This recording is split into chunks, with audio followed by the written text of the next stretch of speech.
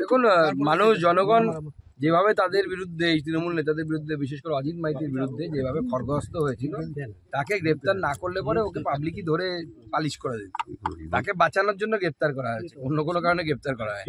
অজিতকে সরিয়ে আজকে হলধরকে দায়িত্ব দেওয়া হয়েছিল। আজ সকালে হলধরের বাড়িতে আবার আগুন, পরপর খড়ের গাদায় আগুন লাগানো হয়েছে। মানুষ ফুসছে, কি বলবেন? দেখুন, মানুষ চাইছে না এই রাজ্যে যে তৃণমূল কংগ্রেস নামক দলটা থাকুক, এবং আমি বলছি প্রত্যেকটি জেলায় এরকম হলধর, মাইতি, শিবু হাজরা, শেখ শাহজাহান, শঙ্কর সর্দার, উত্তম সর্দার, এরকম প্রচুর লোক আছে তৃণমূল কংগ্রেসে। এখানেও আছে, জমি দখল করে রেখেছে।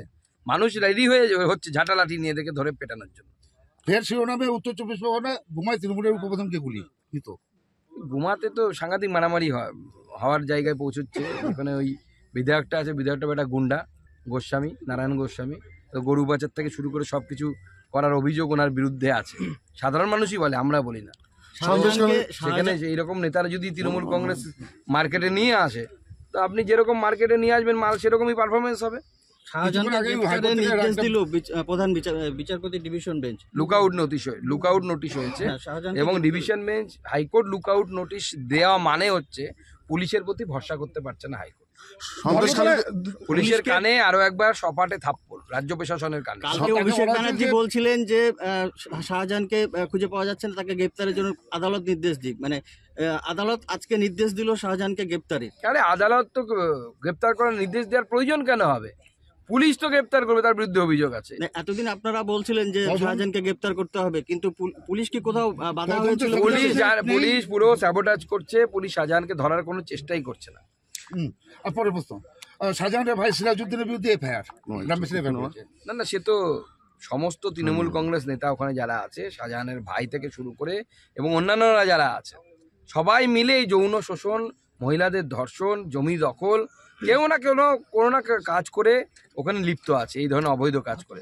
তাদের প্রত্যেকের বিরুদ্ধে ব্যবস্থা হওয়া উচিত। ধর্মতলায় আপনার ধর্ণা দিল না, মানে আপনার যেটা ধর্ণা করতে চেয়েছে সেটা আপনার ওরা অনুমতি দিচ্ছে না, আপনি হাইকোর্টে গেছেন, কি বলবেন? ধর্ণায় পারমিশন দেয়নি এখনো পর্যন্ত। আমরা হাইকোর্টে শরণাপন্ন হয়েছি।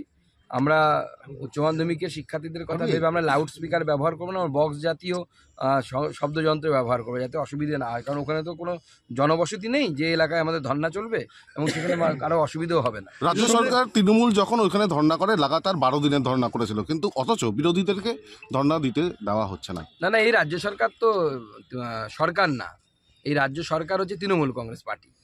এখানে পার্টি আর সরকারের মধ্যে কোনো পার্থক্য নেই।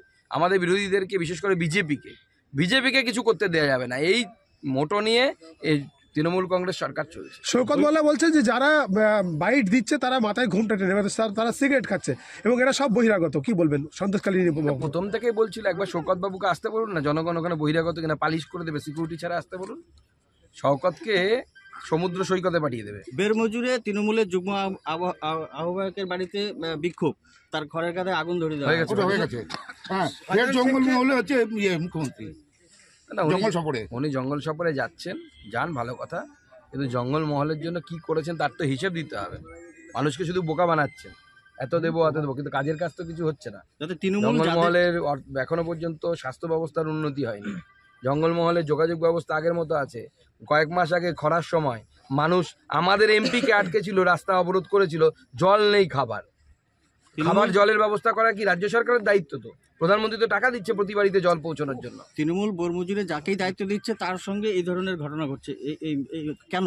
তার কারণ হচ্ছে এই তৃণমূল কংগ্রেস নেতারা মহিলাদের উপর অকথ্য অত্যাচার করেছে। তৃণমূল কাকে দেবে? দুঃশাসনের জায়গায় হয়তো দুর্যোধনকেই দিচ্ছে। সবই তো দুর্যোধন আর দুঃশাসন পার্টিতে, বাদ বাকি আছে কোথায়? শুভেন্দু আর শাহজাহানকে যোগ নিয়ে প্রশ্ন অভিষেকের, সোশ্যাল মিডিয়ায় একাধিক ছবি আছে শুভেন্দুর সঙ্গে শাহজাহানের। অভিষেকের প্রশ্ন তখন কেন বলেননি? দেখুন, তখন এটা পুরনো বিষয়। তৃণমূল কংগ্রেসে যখন শুভেন্দুদা ছিলেন, তো স্বাভাবিকভাবে উনি কোথা থেকে জানবেন শাহজাহান কি করে বেড়াচ্ছে? ওটাকে ওনার জেলা নাকি?